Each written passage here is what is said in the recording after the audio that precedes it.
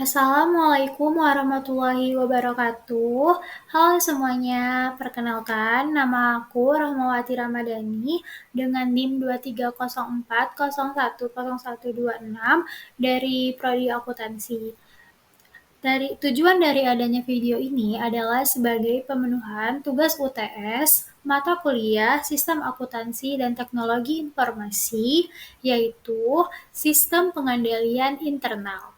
Dengan judul Analisis Sistem Pengendalian Internal terhadap Piutang Usaha PT FIF.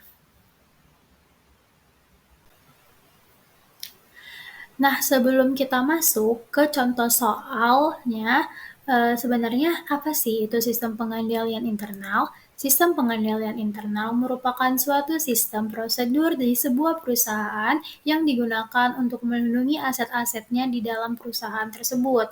Hal ini juga digunakan untuk memastikan kepatuhan terhadap kebijakan dan peraturan yang berlaku. Next.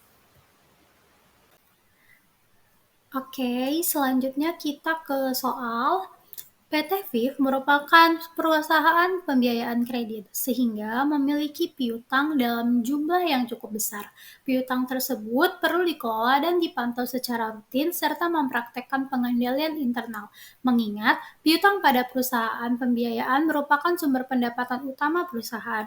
Bila mana tidak dikendalikan dengan baik, maka perusahaan akan mengalami kerugian. Piutang juga diharapkan pada saat jatuh tempo berubah menjadi kas, karena lamanya aktivitas pengendaliannya. Untuk itu, analisislah pengimplementasi pengendalian internal pada piutang dagang PT FIF dan upaya mencegah terjadinya kesalahan prosedural, administratif, dan potensi kecurangan yang mungkin terjadi dengan menggunakan kerangka pengendalian internal kosong. Nah, selanjutnya kita ke hasil analisis. Yang pertama, itu ada lingkungan pengendalian. Lingkungan pengendalian ini merupakan suatu pembentukan suasana organisasi serta memberikan kesadaran tentang pentingnya pengendalian bagi suatu organisasi. Ada beberapa faktor. Yang pertama, ada integritas dan nilai-nilai etika. Yang kedua, kewenangan dan tanggung jawab. Dan yang ketiga itu merekrut, mengembangkan, dan mempertahankan individu yang berkompeten. Secara garis besar, lingkungan pengendalian di PT FIF telah dikembangkan sebagai dasar dari seluruh komponen sistem pengendalian internal. Seperti yang disampaikan oleh manajer PT FIF memiliki aturan, ketentuan, panduan, juga etika dan budaya kerja yang menjadi pijakan manajemen dan karyawan dalam melakukan aktivitas operasional perusahaan.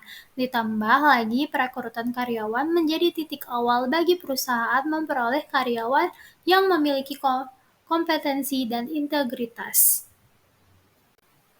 Selanjutnya ada pengendalian resiko.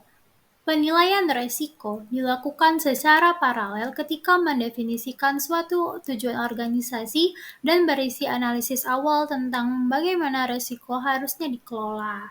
Nah, penilaian resiko ini telah dilakukan oleh manajer PT FIF agar tujuan perusahaan dapat tercapai dengan meminimalkan resiko yang mungkin terjadi. Di antaranya seperti yang telah dijelaskan sebelumnya, penentuan batas tunggakan kredit dan persyaratan memproses transaksi kredit oleh CMO. Hal ini berdasarkan hasil wawancara dengan manajer yang berisi tentunya dalam mencapai tujuan yang diharapkan perusahaan menghadapkan berbagai resiko, di antaranya resiko kredit. Resiko yang dihadapkan perusahaan sebisa mungkin dihilangkan atau dikelola untuk menghindarkan terjadinya resiko seperti kesalahan, kecurangan, dan penyelewengan dan sebagainya. Perusahaan telah memiliki ketentuan, di antaranya ketentuan tentang besaran pemberian bagi kredit, batas dan tunggakan kredit. Oke, yang ketiga itu ada aktivitas pengendalian. Aktivitas pengendalian sendiri merupakan sebuah kebijakan dan prosedur untuk memastikan bahwa manajemen mengelola risiko yang dilakukan dengan baik dan tepat. Nah, kita yang pertama itu ada aktivitas persetujuan kredit atau otorisasi. Suatu transaksi harus mendapatkan otorisasi yang tepat untuk mendukung pengendalian internal. Semakin banyak jumlah piutang perusahaan, maka semakin besar bunga yang akan diperoleh. aktivitas persetujuan kredit belum berjalan dengan baik. Hal ini disampaikan oleh manajer yang mengatakan masih banyak debitur yang kurang memenuhi syarat yang menyebabkan tingginya tunggakan sehingga dapat menyebabkan jumlah piutang tak tertagih semakin tinggi. Sehubungan dengan hal itu, maka manajemen menetapkan kebijakan sanksi kepada CMO, yakni berupa apabila sebanyak 15% dari jumlah debitur yang menunggak, maka CMO harus melakukan penagihan dan dilarang melakukan survei sampai debitur tersebut mampu membayar angsuran. Oke, kita lanjut masih di aktivitas pengendalian. Yang kedua ada aktivitas tanggung jawab. Pekerjaan yang berkesinambungan antara karyawan satu dengan lain menimbulkan tanggung jawab yang berkesinambungan pula. Seperti misalnya karyawan yang bertugas melakukan penagihan pada debitur yang menunggak angsuran dan belum maksimal menjalankan tugasnya, sehingga menimbulkan kesan karyawan yang salah menyalahkan dalam tugasnya demi mempertahankan posisinya. Yang ketiga, ada aktivitas pemisah tugas. Perusahaan belum melakukan pemisahan tugas antara bagian admin dengan penerimaan kas. Hal ini dapat memungkinkan terjadinya kecurangan, yakni berupa cash slapping atau adanya transaksi palsu atau piutang usaha. Yang keempat, ada aktivitas pendokumentasian. Masih terjadi transaksi yang tidak didukung oleh bukti, seperti bukti penerimaan atau BP. BP tersebut tidak diserahkan ke bagian collection pada hari yang sama, serta belum disediakannya lemari khusus untuk penyimpanan dokumen perusahaan, serta berangkas untuk menyimpan uang yang belum disetorkan ke bank pada hari itu. Nah, masih di dalam aktivitas pengendalian, kita lanjut yang kelima, yaitu ada aktivitas penerimaan perusahaan. Masih menerimanya uang cash dalam pembiayaan angsuran. Selain itu, masih sering terjadinya penerimaan kas yang tidak langsung disetorkan ke bank pada hari yang sama, atau diselambat-lambatnya 2 kali 24 jam. Belum adanya membuat dorongan kepada konsumen untuk melunasi atau melakukan pembayaran dengan transfer ke rekening perusahaan. Yang keenam ada rekonsiliasi. Perusahaan belum rutin melakukan rekapitulasi laporan harian sehingga memungkinkan terjadinya pencurian cash dan cash slapping. Belum adanya pengiriman pernyataan piutang kepada konsumen minimal 1 bulan sekali sebagai arsipan si konsumen itu sendiri. Yang ketujuh ada evaluasi kinerja. PT FIP tidak secara rutin melakukan evaluasi kinerja atau melakukan rapat rutin tiap bulan untuk mengetahui kinerja divisi atau merespon dan melakukan perbaikan terhadap penyimpangan yang terjadi.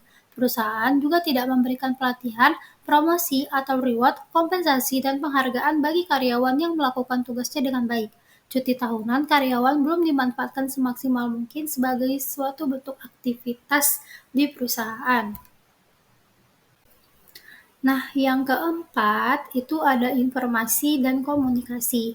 Informasi terkait piutang usaha pada PT FIP adalah berupa informasi yang berasal dari setiap bagian yang membidangi piutang usaha. Di antaranya, pertama, ada informasi dari Debt Collection Staff atau DCS mengenai kondisi calon debitur.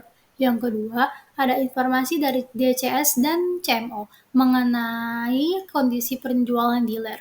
Yang ketiga, data tentang riwayat pembayaran calon debitur kepada pembiayaan leasing lain. Informasi-informasi tersebut diolah dan dijadikan sebagai alat pengambilan keputusan oleh setiap section head dan BM dan dikomunikasikan kepada personil baik secara formal maupun informal. Nah, yang terakhir itu ada pengawasan atau pemantauan manajemen. PT FIP telah menggariskan tanggung jawab kepada masing-masing personil secara jelas. Kelancaran piutang usaha menjadi tanggung jawab tiap personil yang membidangi piutang usaha. Karena memang antara bagian satu dengan bagian lainnya saling berkaitan. Pemantauan terhadap kelancaran piutang usaha menjadi tanggung jawab collection head. Performance setiap personil selalu dipantau berdasarkan informasi dari report aging schedule periode sebelumnya. Sehingga dari hasil pencapaian tersebut, pengumpulan piutang usaha dilakukanlah evaluasi dan tindak lanjut. Selanjutnya, kita akan membuat voucher piutang. Kita mulai dari bagian piutang, Pertama kita mulai dengan membuat daftar piutang yang ditagihkan, terus membuat dokumen daftar piutang yang ditagih, dan membuat surat pemberitahuan dan daftar surat pemberitahuan. Di surat pemberitahuan ini keluarlah kartu piutang. Lalu di bagian penagihan dari dokumen DPD atau daftar surat piutang ditagihkan itu, kita melakukan penagihan ke debitur dan kita menerima cek dan surat pemberitahuan.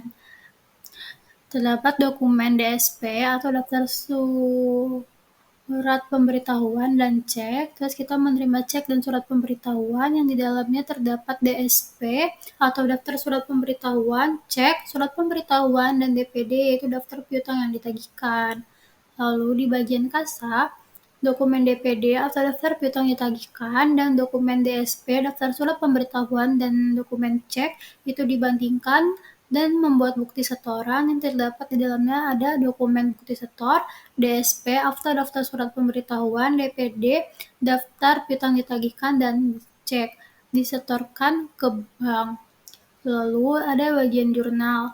Di bagian jurnal ini terdapat dokumen bukti setor yang di dalamnya ada jurnal penerimaan kas, kemudian DSP, daftar surat pemberitahuan, dan DPD, daftar piutang ditagihkan, dan selesai.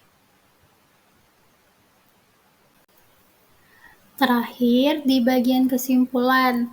Nah, PT VIV telah berusaha mengimplementasikan sistem pengendalian internal terhadap piutang usaha. Dari berbagai komponen sistem pengendalian internal PT VIV, penulis menarik kesimpulan bahwa praktik pengendalian internal yang dijalankan masih perlu dikembangkan dan disempurnakan agar dapat mendukung tercapainya kegiatan operasional perusahaan yang efisien dan efektif. Selain itu, pengamanan terhadap aktiva perusahaan dan kepatuhan terhadap aturan dan ketentuan baik berupa internal maupun eksternal. Nah, terima kasih sudah menonton video ini. Mohon maaf jika ada salah dalam penyampaian kata dan kalimat. Mohon maaf. Wassalamualaikum warahmatullahi wabarakatuh. Dadah.